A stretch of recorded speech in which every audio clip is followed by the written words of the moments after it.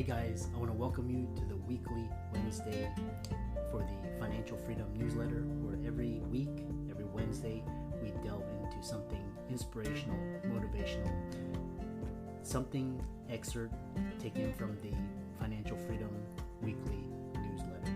Wherever you are, if you're listening on Spotify, on iTunes, Google, be sure to click the like, subscribe, share, comment. And without ado, let's get into the show.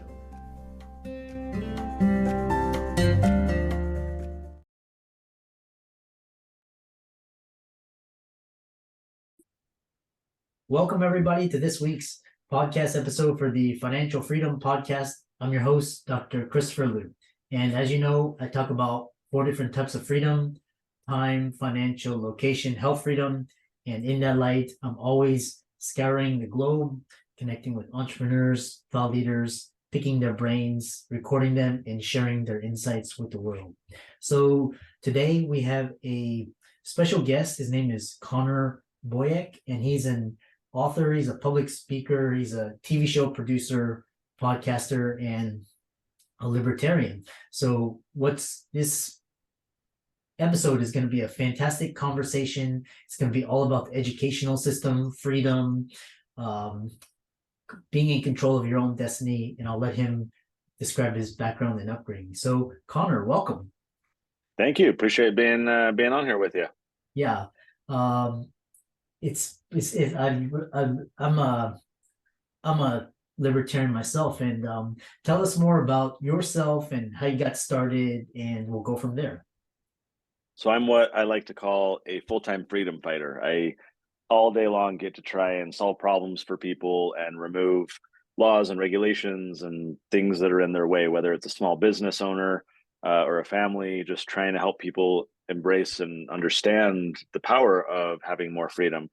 So I run a nonprofit. We change laws. We partner with elected officials across the country and get laws changed at a state and local level. And I've been doing that for about 11 years. And along the way, I've written 37 books, I think, sold millions of copies. I think we're almost at 5 million copies now.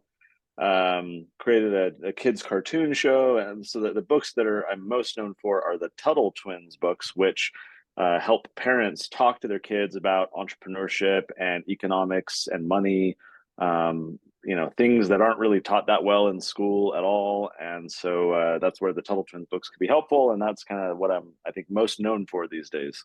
Yeah. Interesting.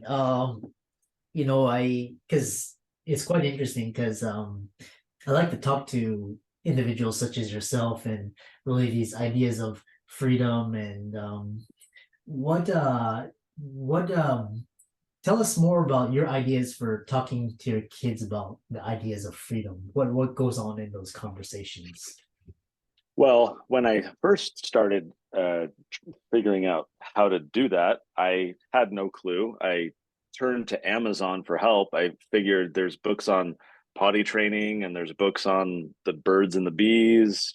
Surely there will be books about entrepreneurship and money and the like. And really came up short. There wasn't really anything great, hardly anything at all. And so that was actually the genesis of us doing these books, was to kind of fill that market void and say, let's actually try and do this. And it's very interesting. What I've discovered after doing this for 7, 8 years now with the Tuttle Twins is that kids can learn far more than we give them credit for. It's very fascinating to me how kids just really love these books, like really, really love them. And their parents will often share all these stories like, my kids hate reading, or they resist everything I try and get them to read, but they'll read these books. And that's happened so many times over the years. And so, focus groups and surveys and trying to talk to parents and figure out, why is this happening? Why do kids like learning about this type of stuff?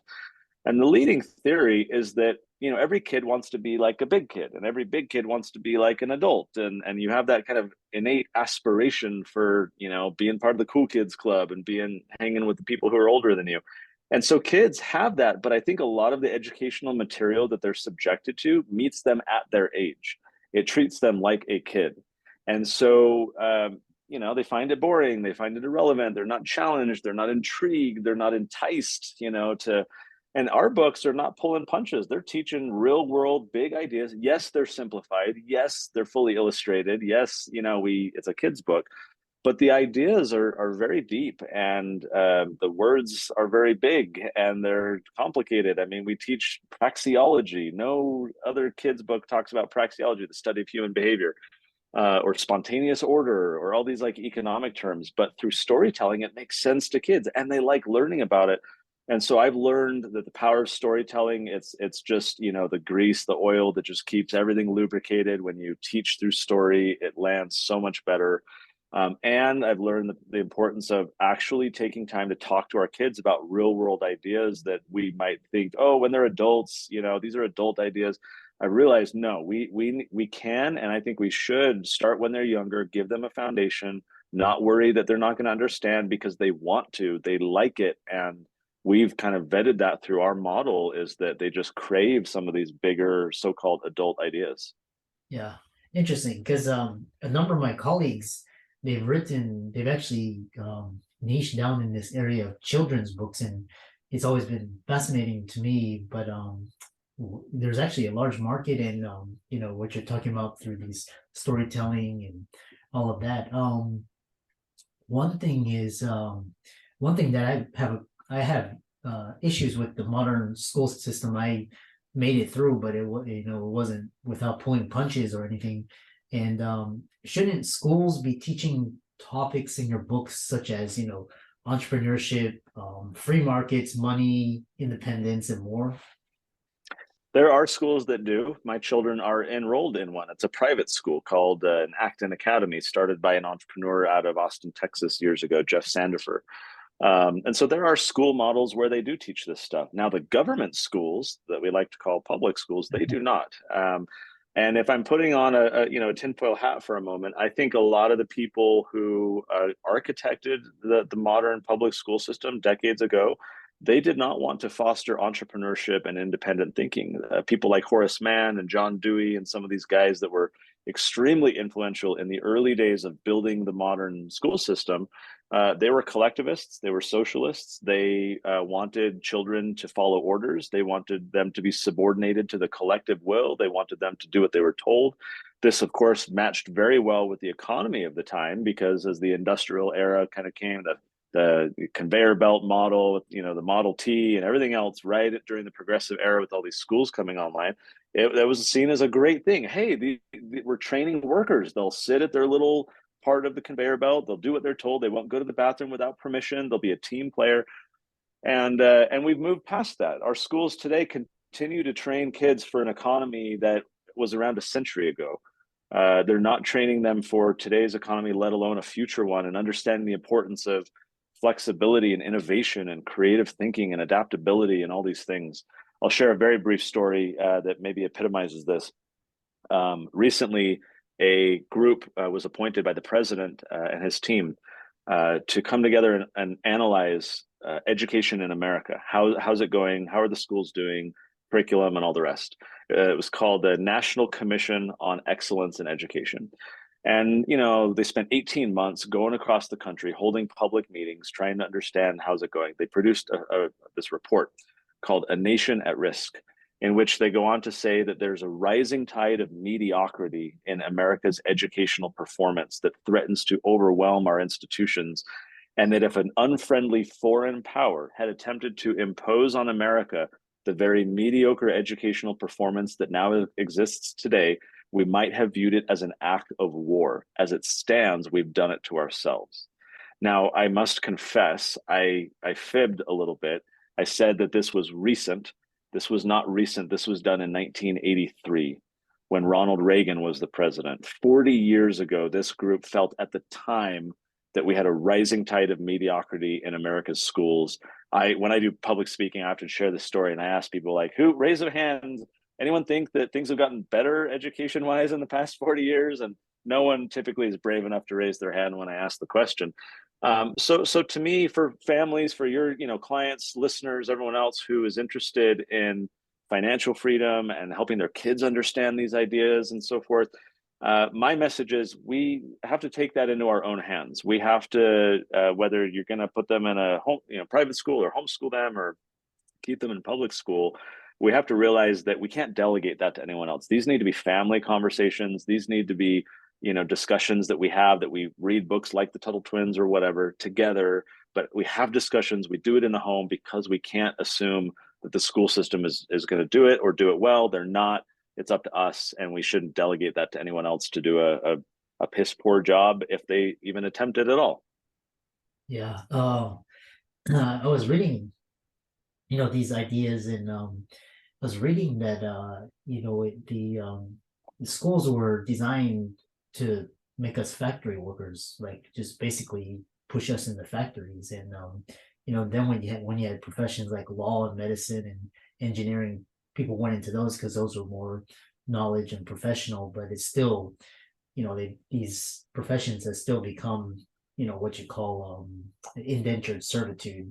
So what is interesting, we can we have to take our financial education in our own hands, because this is not taught in schools. They're still teaching us balancing a checkbook, etc.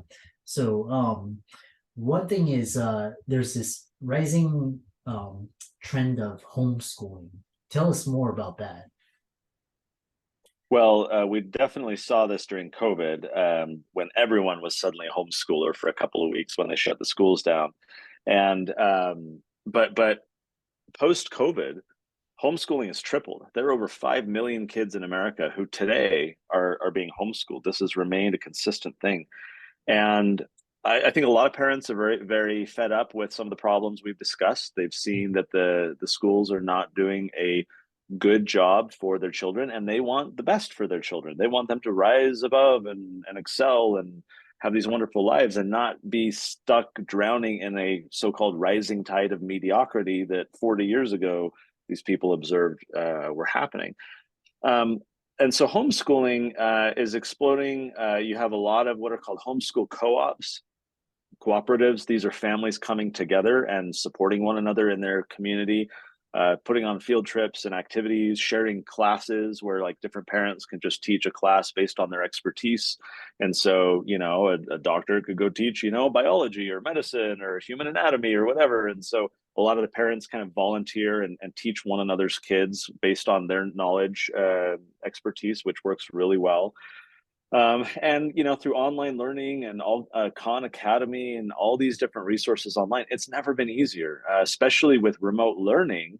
A lot of parents have better been able to accommodate homeschooling because they can work while their kids are learning at home, and they can kind of together just be at home. The kids are doing an online thing, or they're at a class at their co-op, while the parents are getting some work done. So things have just completely changed post COVID, and the trend is not reversing. If anything, it's, we're seeing more and more families come out to homeschool. And I frankly think that that's a good thing, because I think that more direct, individualized approach is far superior for the families who can actually accommodate it. It's far superior for the kids. The outcomes are staggeringly significant. Every test that's been done pitting public school kids against homeschool kids, the homeschool kids always beat them. And it's no surprise. And so I'm a huge evangelist for it. We homeschooled our kids for a decade. It's something that I think all families should seriously evaluate and consider if they can do it, just because I think it ultimately is going to be better for most kids out there who, especially if you're entrepreneurial or creative thinker, you got ADHD or all these things, right? It's very hard to sit at a desk, memorize what you're told. The mitochondria is the powerhouse of the cell. Okay, big whoop. Maybe a doctor like you needs to know that, right? But a guy like me probably never needed to learn that. Yeah. Or the quadratic equation, or all these things crammed in our head. And I was the kid who would raise my hand and say, why are we learning this? And they put your hand down. It's on the test. That's why. So I think a lot of kids struggle with that model, and homeschooling is just an opportunity for a lot of those kids to thrive in an environment that is better suited to them. Yeah. A couple questions on homeschooling is for you see in terms of college admissions. I know a lot of Gen Z are electing not to go to college because they feel like it's a waste of time and resources. But when you graduate homeschool, do you see admission to some of the more selective colleges, same, equal footing, higher, less? What is the It's mixed. Some universities really welcome and even court homeschoolers. They see them as, exemplary individuals who have a little bit more moxie and ambition in a lot of cases than the kids who've just been on a conveyor belt for a decade and, are part of the factory system already. So there's schools out there that welcome it and encourage it. There are others that are ambivalent but have created a pathway for it. So like, oh, hey, if you're an applicant who's homeschooled, here's what we want to see from you. And there are others that are still kind of stuck in their ways of, you must have a high school diploma, but it's mixed. And to your exact point, a lot of homeschoolers elect not to go to college because they homeschooled or their parents homeschooled them because of the resistance to the conveyor belt approach to learning. And so why go back onto the conveyor belt or do that when that's not really your thing? Much like homeschooling is flourishing, so too are alternatives to college, whether it's code camps to learn how to become a programmer, right? Apprenticeships like Praxis, where you can just get right into the job market if you want to do, marketing or business development or sales or whatever. Certainly, if you want to be a doctor or a lawyer or whatever, you gotta, do your time and go through the process. But for a lot of kids, it's the world has never been more abundant with opportunity to explore different pathways that will save them time, money, indoctrination, if you will. And there's a lot of pluses to schools, to college. It's not that I think they're inherently problematic, but as with all things, there are trade-offs, and you have to balance those trade-offs. And so my pitch and plea to parents is just let's have an introspective intentional conversation about what's best rather than just assume, oh, this is what I did when I was a kid and I turned out fine, right? Things are a little different than they were decades ago. And so I think we owe it to our kids to figure out, like, is the path we went through really the best for our kids? Yeah. And the other question I had is in with the even though you have school and these academic programs that are with different intentions and all of that, what about for example, like socialization, learning how to work together, communicate, teamwork, all of that? Yesterday, I was speaking with BJ Fogg, who's the author of the book Tiny Habits. He teaches out of Stanford, done a lot of research on habits. And he and I were talking because I saw him speak a few weeks ago, and he shared how he was doing this project with his students at Stanford that was a collaborative model. They were evaluated together. They had to rely on one another and really, pull their own weight. And the students loved it and started communicating to Professor Fogg that they never had that experience really before, that their entire educational track has been one of ruthless individuality, you might say, right? No sharing, because that's cheating, right? No collaboration, no nothing. You're on your own. You must do this all yourself. And he was perplexed by that because he's like, the real world is not that way at all. Like, your success depends on your collaboration and teamwork and ability to do things. So I love this question that you ask, because to me, it's exactly opposite of what most people assume. Most people assume that the schools are a good environment for socialization and are preparing kids for the real world. I don't think that that's true. I think, as Professor Fogg has seen, BJ Fogg, these kids that go through the school system are not being prepared that way. And if anything, the socialization that's happening on school campuses, I think, is extremely toxic. When you look at bullying and sexual abuse and profanity and vulgarity, disrespect of teachers, physical violence, like all these things, as for me as a dad, when I think about how I might want my kids to be so-called socialized, do I want to place them in a toxic environment just so they toughen up and learn that that's how the real world, like, kids see more physical violence on a school campus than they ever will in their life. And so why would I want to subject personally my kids to that environment? The counter argument would be, well, if you're homeschooled, you're not going to be socialized. My kids are going all over. They're interacting with adults. They're in a homeschool co-op with other friends. There's zero bullying at all because parents are there and there's more meaningful contact. We're going out on field trips and getting behind the scenes tours with entrepreneurs. They're asking these people questions. They're participating in kids markets, like farmers markets, where they're like interacting with customers and learning entrepreneurship. like it's a myth from decades ago for anyone to think that through homeschooling you aren't socialized. If anything, I think in a lot of respects it's superior, and I think the socialization that happens in our school campuses is very inferior, if not counterproductive, to what we want good humans to become. That's another reason why I think that intentionality and introspection is needed to say, well, wait a minute, like with what's going on today, is that the right environment? And if not, where else might be? Yeah, very fascinating discussion. Really, a lot of excuse me, a lot of school campuses, they we have to worry about, whether our kids are physically safe and all of that. And you really point out some very good points. So I know a lot of people are interested from this discussion. How can they follow you on social media, contact you, visit your website? Well, thanks. It's been a great conversation. I could be on the soapbox for hours. This is a topic that I get really fired up about. But the conversation's good. Hopefully it sparks some curiosity for a lot of your listeners. I'm easy to find, Connor Boyack. You can find me on social media, Google me, connorboyack.com.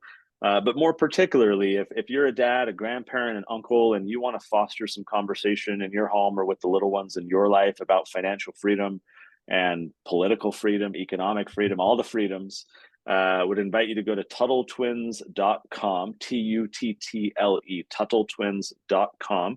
We've got books for teenagers, for toddlers, for kids of every age in between. We have a cartoon, we have a game, we have curriculum, we have a podcast of our own. We have all kinds of resources to empower those families to have conversations about real world ideas that matter. Great Christmas gifts, by the way, some good stocking stuffers, but TuttleTwins.com is where it's at. Excellent. And for all the audience out there listening, Connor's resources will be in the links and show notes. So thanks so much. Be sure to follow him on social media, check out his books. And with that, thanks for coming on to the podcast. And we really appreciate your wisdom. Thank you.